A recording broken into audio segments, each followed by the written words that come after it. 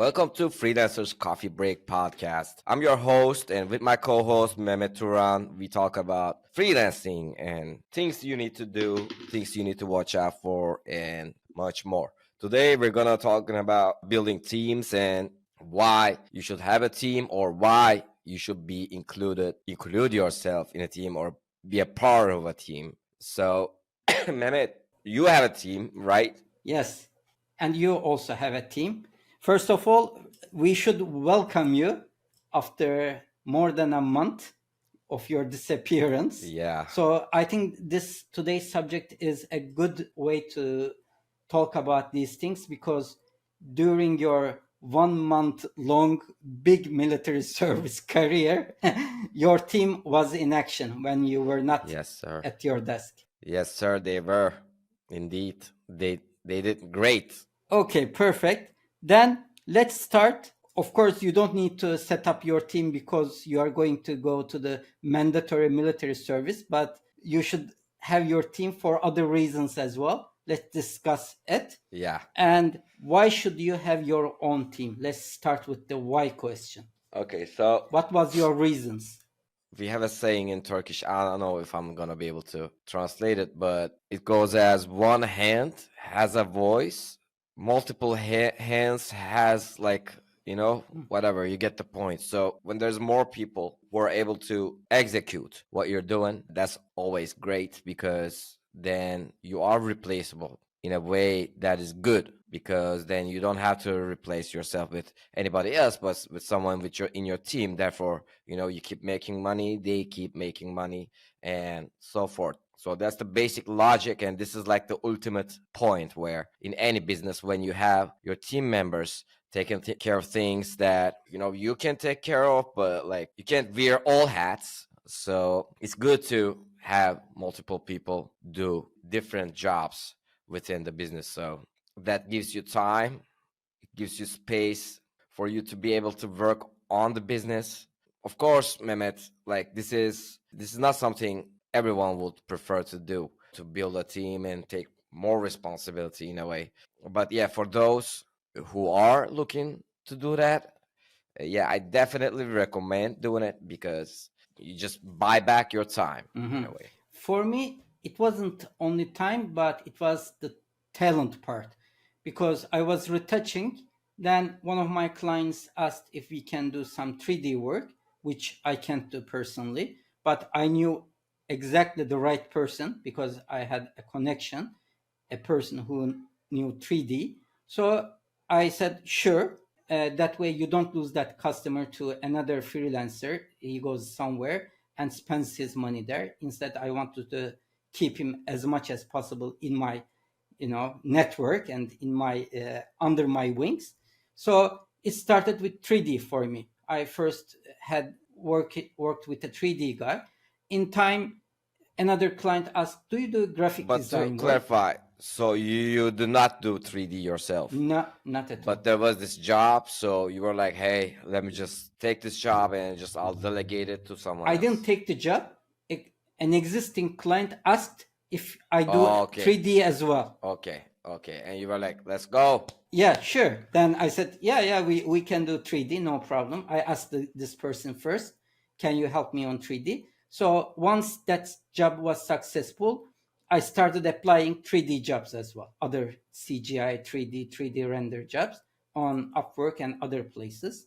Then another client asked, do you do graphic design work? We need some packaging designs.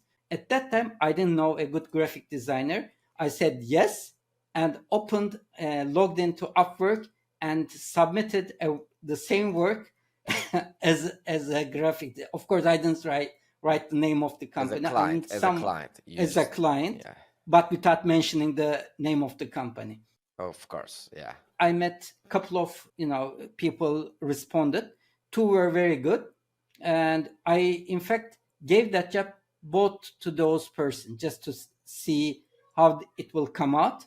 I spent extra on that job, but I found the right person.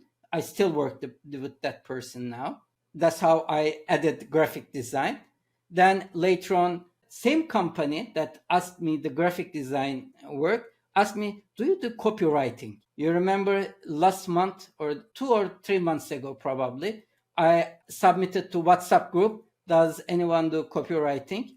And I met with Hilal. And that way I added the copywriting. Copywriting is not my core competency because it's very much different than visual design, but it's like extending your domain, it's a bit different than what Yeah, you yeah, it try to is. do. It feels like uh, you've got a really good team, but you know what they say, you can't be successful in science unless you're not limited to two scientists, but like many brains coming together to deliver something. So it sounds like a really good marketing agency, which does all the work, what you're doing. But like for me, I think like the downside is I'm assuming that they're not working with each other, but they're just working directly with you.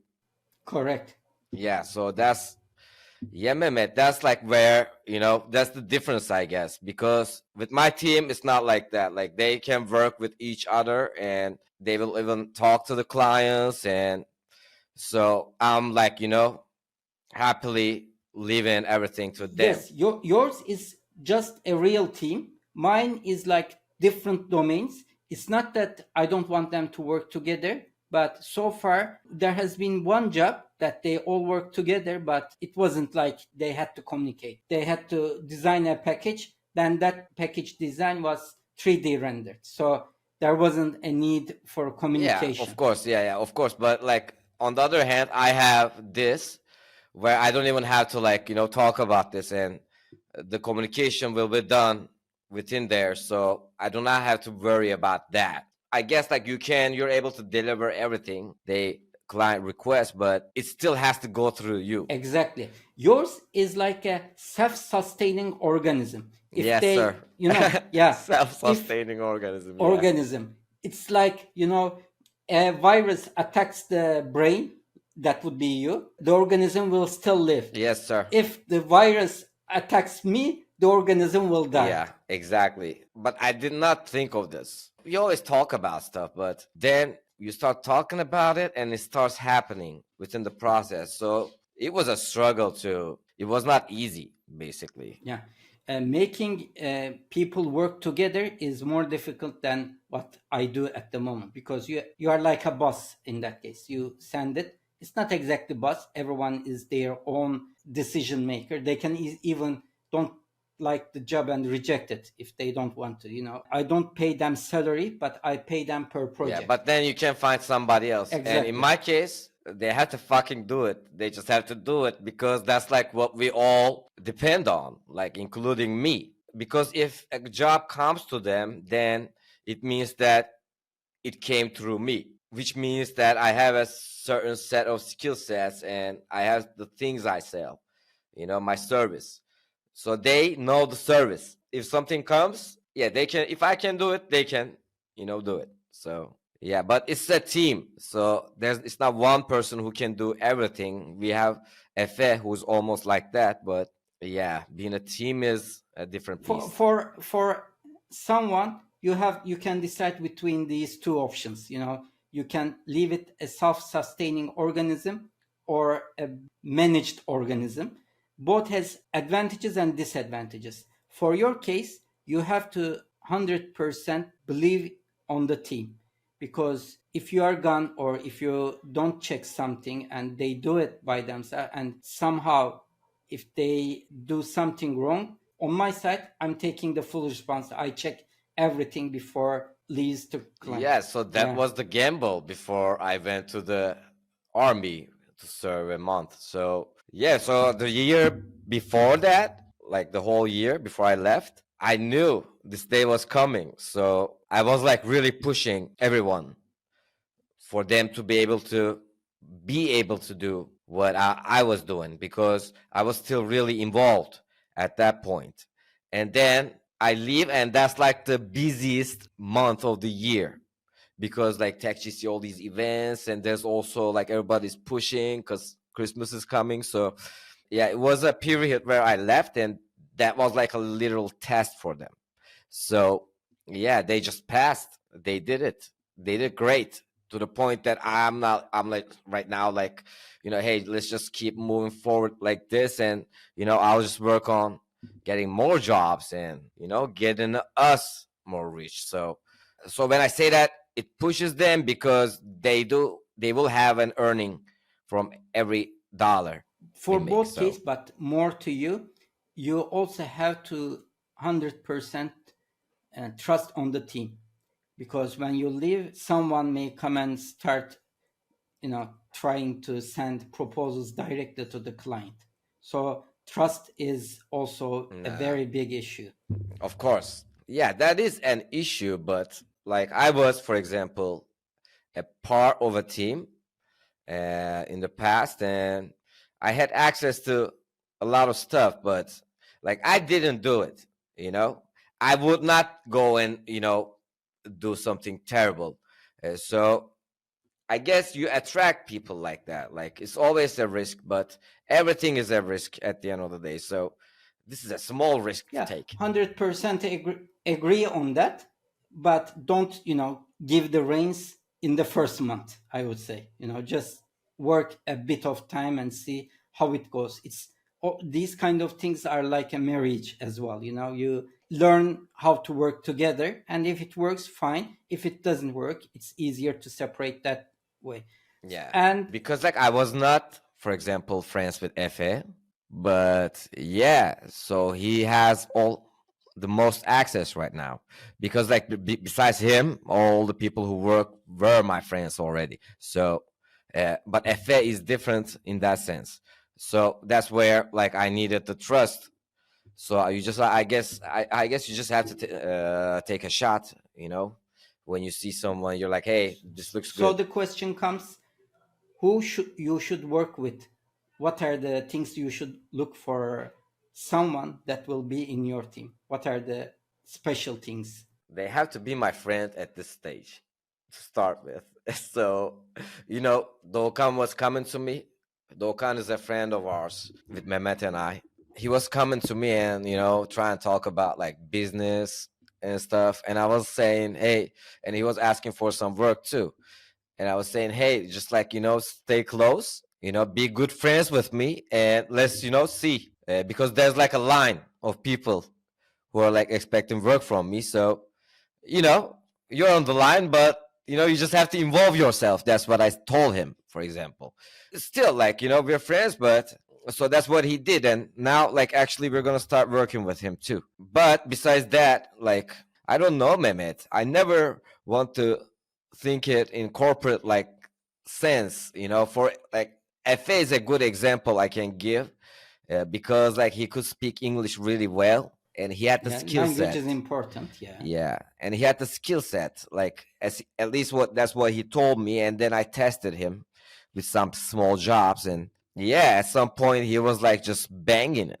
Like from the very beginning, I trusted what he told me in terms of his skill set, and then when he proved it, it was out of question because like I gave him trust as we started. I was like, hey, like we can do a lot of things together. And he trusted that. And I said that because I trusted him. So I guess you just have to give people a shot. As you said, English is important, but of course you can, if the person is very talented but doesn't have foreign language skills, you can still work with him. Then you always have to be the intermediary. When they have the English skills, you can, after a certain period, you can make them get involved directly with the clients as well. It has an advantage.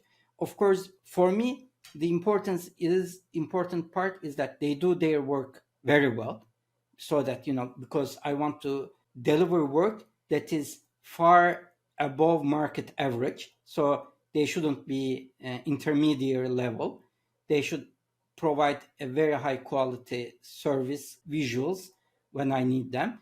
They should be trustworthy. What I mean is that if they say I'll be able to deliver them on Thursday, it shouldn't be on Friday. Even if midnight Thursday, I should get them.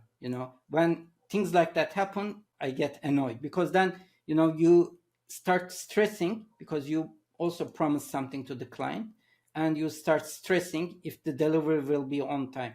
In our profession, quality is number one, but delivery time is the second most important. Yeah, but thing. like when I'm talking, I'm just like you'll have to assume that this has to be the standard at the end of the day.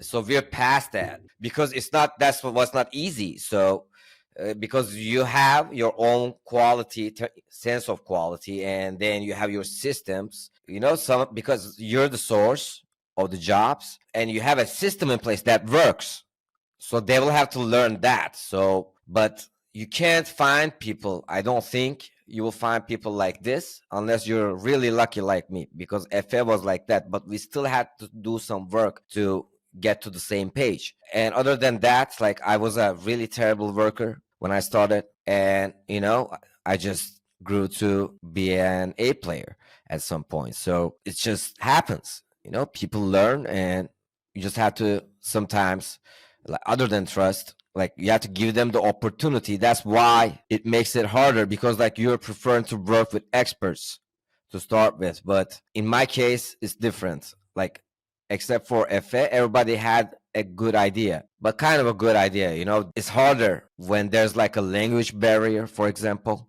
Like, they're not as good speakers as I am, or they do have an understanding, but they're not really good. So still, they do the job. And now, like, we incorporated ChatGPT, where, for example, Pelin is, or like the rest of them, Mary or Hussein, they had communicated with like the clients, and they did a real good job. That, like, when I came back, the client was like, "Hey, your team was awesome." Like, they just did it.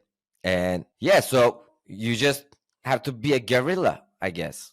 And also, I'm the managing person. Before I had a team, it was very difficult to go on holiday. Now, even I'm managing it, I can just send an email, but I don't have to do any design work and run the, work. So having a team also enables, just like you had this 1 month military service, when you have a team, your work can keep on going. So I think it's very critical for having a life balance, I Yeah. would say. Yeah. Yeah. That's another podcast, but life balance. Yeah, another podcast maybe. And the final question, why you should join to a team? Why you shouldn't keep by yourself, or what are the reasons for someone to join to a team? I think the number one is, if your work is very good, but your language skills aren't that far, then you may be locked in with your country, where your native language is, and you want to do some international work. I think that can be a good reason for you to join to a team, so they can manage the business size and the foreign language skills part, and you do the work. Number one. Yeah, like, What else? and when you're a part of a team, it means you will have some work and you'll make money. So that's like the first good reason, I think, because you will have more opportunities, maybe, or it will take a lot of time for you to have. So it can be a shortcut to network, your freelancing network, to to the people that you can use or work with in your career. So you can help them, they can help you. So this is all like and then the client network. So this is all like a circle, it just keeps running. So Establishing a business takes a long time for you and for me as well. For me, it took 3 to 4 years just to have good clients. So if you start, especially now, for example, if you try Upwork, you would be submitting credits, and if your resume is empty, it will be very, very difficult you're fucked at this. then. Yeah. Yeah, You're definitely. fucked. Yeah, it's really bad right now. Yeah, you'll get extremely depressed, because it has nothing to do with your talent. It's just because your resume, your portfolio is empty, and people will try to work with people, especially quality work. They'll prefer to work people with resumes that are, they have a lot of jobs. Let's give them a tip. Let's give them a tip then. So the connects are really expensive on Upwork, and yeah, it takes a little investment to be competing with those other freelancers who have a lot of money, it seems, and who are like pushing 50 connects per job. So it's kind of funny because I think that's stupid to start with. You should not spend that kind of money on connects. And here's a tip: just sit there, whatever you're doing, every 15 minutes, every 30 minutes, just refresh the page from your feed, and you will see the jobs in 1 minute. This is not something like the apps that give you notifications, because they have delay of like 4 5 minutes. But when you're like doing it manually, then you'll find a lot of jobs. And one of the best ways to get a job is to be one of the first to apply. Another reason I see is for introverts. People again who don't like to talk. It's not that they don't know foreign language, they know English, but they don't have good social, communication skills, or they get easily angry to the client. Even if when the client sends the first revision, they start saying, "Oh, my work was, super good. This doesn't need revision." So someone manages you, calms you down, and then gives you the bad news and tells you the revisions. And so the client, you don't keep on losing clients because you are introvert or you are very enthusiastic and don't have good communication skills. And because of that, you keep on losing clients. Being part of a team can work, and someone does the business side of Yeah. the things for you. But listen, Mehmet, I think if you're like this person who's like, when the client sends a third revision, you're like, hey, this client doesn't like my stuff. Like, if you have, because I was that guy, and then you can learn though. That's why, like, maybe you should keep continuing, as a that shouldn't be a reason for you to be a part of the team, because then you still can't communicate to start Yeah, this. you cannot. You will, if you decide on this, you will always be part of a team. That's your choice. Yeah, either you'll have someone that you have to deal with, or you have some people that you have to deal with. If that person knows about you and manages you, then it may be nice for you. But you cannot teach each person how your mood evolves. In fact, I'll tell you, today I kicked off someone and I just refunded his money back Oh my God. on his first revision. Why? Oh my God. This person wanted a movie poster. We talked and so on. And I asked everything to him. He said, "Oh, this is very easy for you," so on and so forth. I asked him a couple of times, "Send me the visuals, send me the assets," and he sent it. I checked them. Okay, they are good. We can work with them.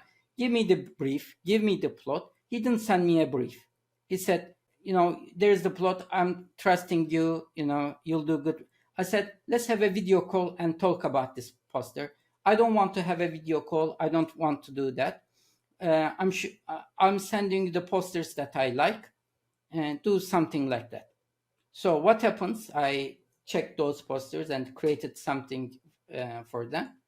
His comments are, "You are way off. I didn't want something like this. It would be a group shot kind of a thing," and so on. I told him, "Sorry, I asked video call. I asked this, I asked that." Told me you didn't want to, you were busy or something else, but you didn't want to spend time on it. Now you are sending me revisions that did not exist before. I'm sending you the money. I'm ending this contract. And he was, "This is not way to talk with a customer. Please end it." Here we go. And I blocked him. He couldn't even write me an answer. Yeah, but like, you had some red flags there. Yes, I had red flags and I missed them. When he didn't want to send a brief or a video call, that means he Not didn't so want to. your Yeah, type. Not your yeah, type. Yeah. not at all. At all. Nah. It was a Nah. mistake on my side. Yeah, I can deal with those dirty bastards, sometimes. It's a pain in the ass, but Because yeah, I it's felt just, that it will be never-ending revisions, because now he's just turning, waste of yeah, time. and him saying you're way off is like rude. That's really rude. That's not the way to talk to to talk to the person you're gonna work with. If it was many years ago, I would try to manage it, but I lost my patience on losing time on this type of clients. I better use my time finding new clients than trying to create sixth, seventh revision for this person. Yes, sir. But it was a big mistake, as you said. The red flags were there. I just went for the money. Sometimes money blurs the vision. He did. He went for the money. So yesterday, I had an invite and just replied to them with my usual template. And then the woman, I guess it was a woman, she sent me this like long text, which I didn't read. And at the end of it, it was saying $1.50 per minute. Therefore, it's like a 45-minute episode. Then you're gonna get paid like $70 or something. And here's the sample for me to like work. And I was like, okay, I'll let you know, but didn't touch it. I'm not gonna. And there's also the stereotype of like a company. Sometimes it's a person, right? But sometimes they call themselves a company, and then you have to deal with like different people on Upwork. For example, we're working with TechGC, and I was working with one of them. And then it gradually grew. Then I was talking to a lot of people in a couple of years, though. But it's not cool to be dropped in a team, you know? So, yeah, bad client. Yeah. Let's wrap it up. Maybe we'll come to the team subject again in the future. Yes, sir. Okay, then. Yeah. It's been half an hour almost. Yeah, Mehmet is gonna go eat his dinner. Yeah. My dinner time. Yeah, okay. Okay, then. We wait questions to our LinkedIn group, and if you didn't join to our LinkedIn group yet, please do so, and hope to talk to you soon then. Yeah. See you in the next episode. Bye.